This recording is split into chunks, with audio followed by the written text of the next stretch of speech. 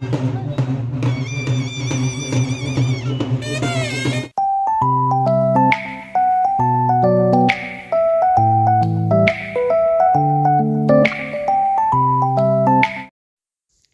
ನಮಸ್ತೆ, welcome back to ಸಮಯ ಸದರುಚಿ. ಹೇಗಿದ್ದೀರಾ ಎಲ್ಲರೂ ಆರೋಗ್ಯವಾಗಿದ್ದೀರಾ ಅಂತ ನಾನು ಭಾವಿಸ್ತೀನಿ.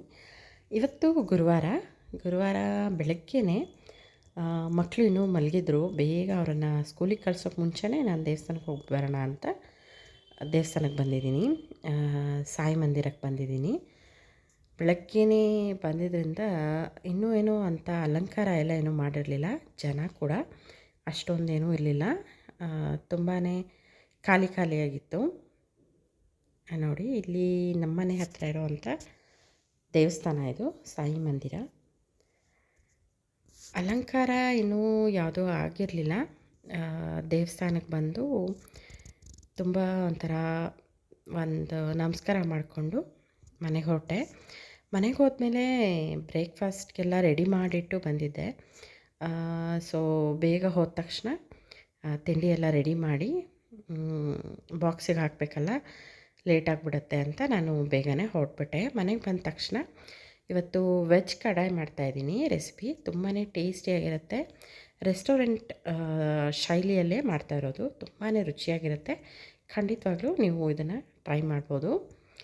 ಇದಕ್ಕೆ ನಾನು 1 ಟೇಬಲ್ ಸ್ಪೂನ್ ಜೀರಿಗೆ, 1 ಟೇಬಲ್ ಸ್ಪೂನ್ ಕಾಳುಮೆಣಸು, ಹಾಗೆ 3 ಬ್ಯಾಡಗಿ ಮೆಣಸಿನ್ಕಾಯಿ ಮತ್ತು 3 ಒಣಮೆಣಸಿನ್ಕಾಯಿ ಖಾರಕ್ಕೆ ಹಾಕ್ಕೊಂಡಿದ್ದೀನಿ. ಇದಿಷ್ಟನ್ನು ಸಣ್ಣ ಉರಿನಲ್ಲೇ ಫ್ರೈ ಮಾಡ್ಕೋಬೇಕು. ಇದಕ್ಕೆ 1 ಟೇಬಲ್ ಸ್ಪೂನಷ್ಟು ಸೋಂಪನ್ನು ಹಾಕ್ಕೋಬೇಕು ಇದ್ರ ಜೊತೆಗೇ ಫ್ರೈ ಮಾಡ್ಕೊಳ್ಳೋಕ್ಕೆ.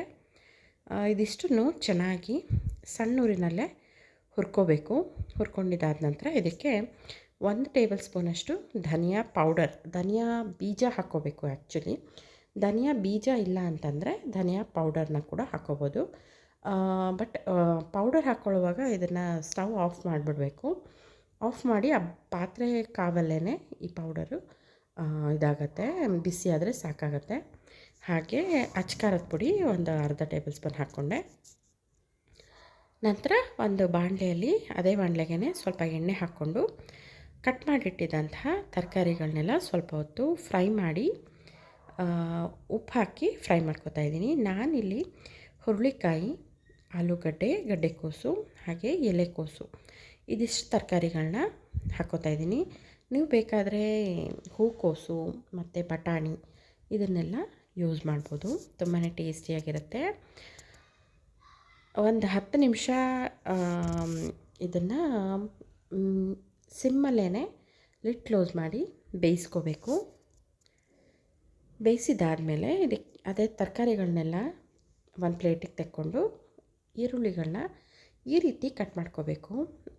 ರೆಸ್ಟೋರೆಂಟಲ್ಲಿ ಇದೇ ಥರನೇ ಇರುತ್ತೆ ಅಲ್ವಾ? ಬೇಡ ನಾವು ಉದ್ದಕ್ಕೆ ಕಟ್ ಮಾಡ್ತೀವಿ, ಸಣ್ಣಗೆ ಹಚ್ಕೋತೀವಿ ಅಂದರೆ ಹಾಗೂ ಕೂಡ ಮಾಡ್ಬೋದು, ನಿಮ್ಮ ಇಷ್ಟ.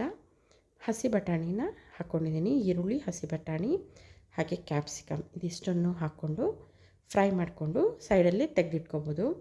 ಇಲ್ಲ ಅಂತಂದರೆ ಅದಕ್ಕೇ ಅದ್ರ ಜೊತೆಗೇ ನಾವು ಫ್ರೈ ಮಾಡಿಟ್ಟಿದ್ವಲ್ಲ ಆ ತರಕಾರಿನೆಲ್ಲ ಹಾಕ್ಕೊಂಡು 2 ಮೀಡಿಯಮ್ ಸೈಜ್ ಟೊಮ್ಯಾಟೋನ ಪ್ಯೂರಿ ಮಾಡ್ಕೊಂಡಿದ್ದೀನಿ, ಅದನ್ನು ಕೂಡ ಹಾಕ್ಕೊಂಡು ಚೆನ್ನಾಗಿ ಮಿಕ್ಸ್ ಮಾಡಿಬಿಟ್ಟು ಸ್ವಲ್ಪ ಉಪ್ಪು, ಸ್ವಲ್ಪ ನೀರು ಹಾಕ್ಕೊಂಡು ಚೆನ್ನಾಗಿ ಮಿಕ್ಸ್ ಮಾಡಿ ಲಿಡ್ನ ಕ್ಲೋಸ್ ಮಾಡಿ ಇದ್ರ ಜೊತೆ ಒಂದು 5 ಮಿನಿಟ್ಸ್ ತರಕಾರಿ ಬೇಯುತ್ತೆ.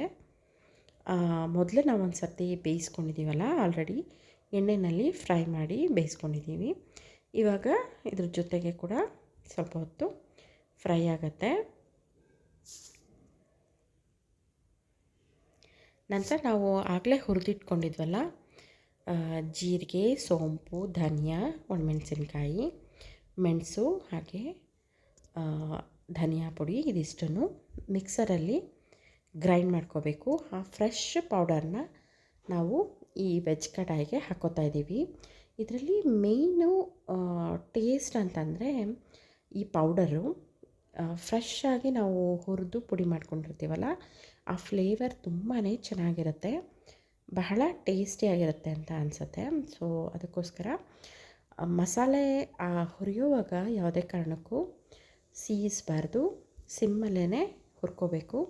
ಹುರಿದು ಅದನ್ನೆಲ್ಲ ಚೆನ್ನಾಗಿ ಪೌಡ್ರ್ ಮಾಡಿಕೊಂಡು ನಂತರ ಇದಕ್ಕೆ ಮಿಕ್ಸ್ ಮಾಡಿಕೊಂಡು ರುಚಿಗೆ ತಕ್ಕಷ್ಟು ಉಪ್ಪು, ನಾವು ವೆಜಿಟೇಬಲ್ಸ್ ಫ್ರೈ ಮಾಡ್ಕೊಳ್ಳುವಾಗ ಕೂಡ ಉಪ್ಪು ಹಾಕ್ಕೊಂಡಿದ್ವಿ ಅಲ್ವಾ. ಇವಾಗ ತರಕಾರಿಗೆ ಇನ್ನಿಷ್ಟು ಉಪ್ಪು ಬೇಕು ನೋಡಿಕೊಂಡು ಚೆನ್ನಾಗಿ ಒಂದು ಸಲ ಫ್ರೈ ಮಾಡ್ಕೋಬೇಕು. ಅದಾದಮೇಲೆ ನೀರನ್ನು ಹಾಕ್ಕೋಬೇಕಾಗತ್ತೆ.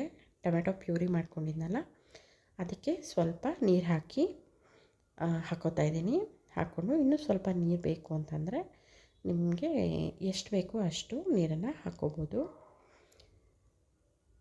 ಈ ಗ್ರೇವಿ ತುಂಬಾ ರುಚಿಯಾಗಿರುತ್ತೆ. ಇದು ನಮಗೆ ಚಪಾತಿಗೆ, ನಾನ್ಗೆ, ಪೂರಿಗೆ, ರೊಟ್ಟಿಗೆ ಎಲ್ಲ ತುಂಬಾ ಒಳ್ಳೆ ಕಾಂಬಿನೇಷನ್. ಇದಕ್ಕೆ ಲಾಸ್ಟಲ್ಲಿ ಕ್ರೀಮ್ ಬೇಕಾದರೂ ಹಾಕ್ಕೋಬೋದು. ಕೆಲವರು ಕ್ರೀಮ್ ಹಾಕ್ಕೋತಾರೆ. ಕ್ರೀಮ್ ಬೇಡ ಅಂತ ಅನ್ನೋರು ಈ ರೀತಿ ಗೋಡಂಬಿನ ಒಂದು 10ರಿಂದ 15 ಗೋಡಂಬಿ ಹಾಕಿ 2 ಟೇಬಲ್ ಸ್ಪೂನಷ್ಟು ತೆಂಗಿನಕಾಯಿ ತುರಿ ಮತ್ತು ಸ್ವಲ್ಪ ನೀರು ಹಾಕ್ಕೊಂಡು ಇದನ್ನು ಮಿಕ್ಸರಲ್ಲಿ ಚೆನ್ನಾಗಿ ನುಣ್ಣಗೆ ಪೇಸ್ಟ್ ಮಾಡ್ಕೋಬೇಕು. ಇದು ಗ್ರೇವಿಗೆ ಒಂದು ಒಳ್ಳೆ ರಿಚ್ ಟೇಸ್ಟ್ ಕೊಡುತ್ತೆ, ತುಂಬಾ ರುಚಿಯಾಗಿರುತ್ತೆ. ಬೇಡ ನಮಗೆ ಕ್ರೀಮ್ ಹಾಕ್ಕೋತೀವಿ ಅಂದರೆ ಫ್ರೆಶ್ ಆಗಿರೋವಂಥ ಕ್ರೀಮನ್ನು ಇದಕ್ಕೆ ಸೇರಿಸ್ಕೋಬೋದು. ಯಾವಾಗ ಎಲ್ಲ ವೆಜಿಟೇಬಲ್ಸ್ ಎಲ್ಲ ಕುಕ್ ಆದಮೇಲೆ ಲಾಸ್ಟಲ್ಲಿ ಗೋಡಂಬಿ ಮತ್ತು ತೆಂಗಿನಕಾಯಿ ಪೇಸ್ಟ್ ಬದಲಿಗೆ ನಾವು ಹಾಲಿನ ಕೆನೆನ ಚೆನ್ನಾಗಿ ಮಿಕ್ಸಿಗೆ ಹಾಕ್ಬಿಟ್ಟು ಅದನ್ನು ಕೂಡ ಇದನ್ನು ಹಾಕ್ಕೋಬೋದು. ಅಥವಾ ಹೊರಗಡೆ ಸಿಗುವಂಥ ಕ್ರೀಮನ್ನು ಕೂಡ ಇದಕ್ಕೆ ಸೇರಿಸ್ಕೋಬೋದು. ಟೇಸ್ಟ್ ತುಂಬಾ ರುಚಿಯಾಗಿರುತ್ತೆ. ಇದ್ರ ಜೊತೆ ಒಂದು 5 ನಿಮಿಷ ಚೆನ್ನಾಗಿ ಮಿಕ್ಸ್ ಮಾಡಿ ಮತ್ತು ಒಂದು 5 ನಿಮಿಷ ಇದನ್ನು ಲಿಡ್ನ ಕ್ಲೋಸ್ ಮಾಡಿ ಕುಕ್ ಮಾಡ್ಕೋಬೇಕು. ಮಧ್ಯೆ ಮಧ್ಯೆ ಇದನ್ನು ಸ್ವಲ್ಪ ಚೆಕ್ ಮಾಡ್ಕೋಬೇಕಾಗತ್ತೆ, ಯಾಕೆಂದರೆ ತಳ ಅಂಟೋ ಸಾಧ್ಯತೆ ಇರುತ್ತೆ. ಸೊ ಅದಕ್ಕೋಸ್ಕರ ಒಂದು ಸಲ ಮಿಡಲಲ್ಲಿ ಚೆನ್ನಾಗಿ ಮಿಕ್ಸ್ ಮಾಡಿ ಒಂದು 5 ಮಿನಿಟ್ಸು ಇದನ್ನು ಕುಕ್ ಆಗೋಕ್ಕೆ ಬಿಡಬೇಕು. ನಂತರ ಮಧ್ಯದಲ್ಲಿ ಒಂದು ಸರ್ತಿ ಚೆಕ್ ಮಾಡಿಕೊಂಡು ತರಕಾರಿ ಎಲ್ಲ ಒಂದು ಮೀಡಿಯಮ್ ಇದಕ್ಕೆ ಬಂದಮೇಲೆ ನಾವು ಆಯಿಲೆಲ್ಲ ಹಾಕಿರ್ತೀವಲ್ಲ, ಆ ತರಕಾರಿ ಗ್ರೇವಿ ಎಲ್ಲ ಚೆನ್ನಾಗಿ ಬೆಂದಮೇಲೆ ಮಧ್ಯದಲ್ಲಿ ಒಂದು ಸಲ ಚೆಕ್ ಮಾಡಿಕೊಂಡು ಮತ್ತೆ ಒಂದು ಸಲ ಕೈ ಆಡಿಸ್ಬಿಟ್ಟು ನಂತರ ಲಿಡ್ನ ಕ್ಲೋಸ್ ಮಾಡಿ ಮತ್ತೆ ಬೇಯಿಸ್ಕೋಬೋದು. ಇದು ಗ್ರೇವಿ ಆಗಿದೆ ಅಂತಂದರೆ ನಮಗೆ ಆಯಿಲೆಲ್ಲ ನೋಡಿ ಅಲ್ಲಿ ಎಣ್ಣೆ ಬಿಡ್ತಾ ಬಂದಿರುತ್ತೆ, ಆವಾಗ ಗ್ರೇವಿ ಟೇಸ್ಟಿಯಾಗಿ ರೆಡಿಯಾಗಿದೆ ಅಂತ ಅರ್ಥ. ಈ ಗ್ರೇವಿ ಮಾಡೋದು ತುಂಬಾ ಸುಲಭ. ತುಂಬಾ ಒಂದು ಒಳ್ಳೆ ಟೇಸ್ಟಿಯಾಗಿರುವಂಥ ರಿಚ್ ಗ್ರೇವಿ ಬೇಕು ಅಂತಂದರೆ ಈ ರೀತಿ ವೆಜ್ ಕಡಾಯಿನ ಟ್ರೈ ಮಾಡ್ಬೋದು. ತುಂಬಾ ಟೇಸ್ಟಿಯಾಗಿರುತ್ತೆ. ಕೊನೆಯಲ್ಲಿ ಕಸೂರಿ ಮೇಥಿ ಮತ್ತು ಗರಂ ಮಸಾಲ ಹಾಕ್ಕೊಂಡು ಹಾಗೆ ಸ್ವಲ್ಪ ಕೊತ್ತಂಬರಿ ಸೊಪ್ಪನ್ನು ಹಾಕಿ ಮಿಕ್ಸ್ ಮಾಡಿಕೊಂಡ್ರೆ ಆಯಿತು. ವೆಜ್ ಕಡಾಯಿ ಮನೆಯಲ್ಲೇ ಟೇಸ್ಟಿಯಾಗಿರುವಂಥ ವೆಜ್ ಕಡಾಯಿ ರೆಸಿಪಿ ರೆಡಿ ಆಯಿತು. ಇದಾದಮೇಲೆ ಇವಾಗ ಆಷಾಢ ಮಾಸ ಅಲ್ವಾ, ಆಷಾಢ ಮಾಸದಲ್ಲಿ ಎಲ್ಲ ಕಡೆ ಊರ ಹಬ್ಬಗಳು, ಜಾತ್ರೆಗಳು ಆಗ್ತಾ ಇರುತ್ತೆ. ನಮ್ಮ ಏರಿಯಾದಲ್ಲಿ ಕೊಲ್ಲಾಪುರದಮ್ಮ ದೇವಸ್ಥಾನ ಇದೆಯಲ್ಲ, ಅಲ್ಲಿ ಅಮ್ಮನ್ನ ನೋಡ್ತಾ ಇದ್ದರೆ ಅಲಂಕಾರದಲ್ಲಿ ತುಂಬಾ ಮುದ್ದಾಗಿ ಕಾಣ್ತಾಯಿದ್ರು ಅಮ್ಮನವರು, ಕೊಲ್ಲಾಪುರದಮ್ಮ. ಇಲ್ಲಿಂದ ನಮ್ಮ ಏರಿಯಾಯಿಂದ ಪಕ್ಕದ ಏರಿಯಾದಲ್ಲಿ ಅಮ್ಮನದು ಮೂಲ ಸ್ಥಾನ ಇದೆ. ಸೊ ಅಲ್ಲಿಗೆ ಆಷಾಢ ಮಾಸದಲ್ಲಿ ಅಮ್ಮನ್ನ ಕರ್ಕೊಂಡು ಹೋಗೋದು ಪದ್ಧತಿ. ಆದ್ದರಿಂದ ಅಮ್ಮನ್ನ ಕರ್ಕೊಂಡು ಪಕ್ಕದ ಏರಿಯಾಗೆ ಅಲ್ಲಿರೋ ದೇವಸ್ಥಾನಕ್ಕೆ ಕರ್ಕೊಂಡು ಹೋಗ್ತಾಯಿದ್ದಾರೆ. ಕರ್ಕೊಂಡೋಗಿ ಒಂದು 3-4 ದಿನ ಆದಮೇಲೆ ಮತ್ತೆ ನಮ್ಮ ಏರಿಯಲ್ಲಿರೋ ನಮ್ಮ ದೇವಸ್ಥಾನಕ್ಕೆ ಬರ್ತಾರೆ ಅಮ್ಮನವರು. ಇದು ತುಂಬ ವರ್ಷಗಳಿಂದ ಆ ಕಾಲದಿಂದ ನಡ್ಕೊಂಬಂದಿರುವಂಥ ಪದ್ಧತಿ. ಇದರ ಹಿಂದೆ ತುಂಬಾ ಕಥೆಗಳು ಕೂಡ ಇದೆ. ಖಂಡಿತ ಇನ್ನೊಂದು ಸಲ ನಾನು ಯಾವಾಗಾದರೂ ಬೇರೆ ಟೈಮಲ್ಲಿ ತಿಳಿಸ್ಕೊಡ್ತೀನಿ, ನಿಮ್ಮೆಲ್ಲರ ಜೊತೆ ಶೇರ್ ಮಾಡ್ತೀನಿ. ತುಂಬಾ ಕುತೂಹಲ, ತುಂಬಾ ವಿಸ್ಮಯಕಾರಿ ಅಂತಲೇ ಹೇಳ್ಬೋದು ಅಮ್ಮನದು ಕಥೆಗಳೆಲ್ಲ. ಆ ಮಹಿಮೆ ತುಂಬಾ ಅದ್ಭುತವಾದಂಥದ್ದು.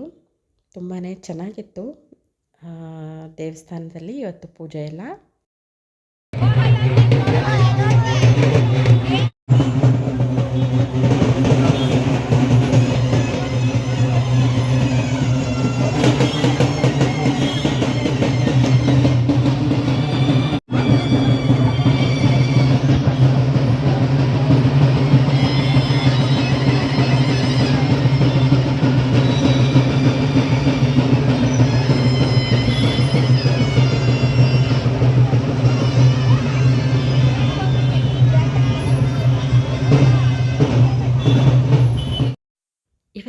ವ್ಲಾಗ್ನ ಇಲ್ಲಿಗೆ ಎಂಡ್ ಮಾಡ್ತಾಯಿದ್ದೀನಿ.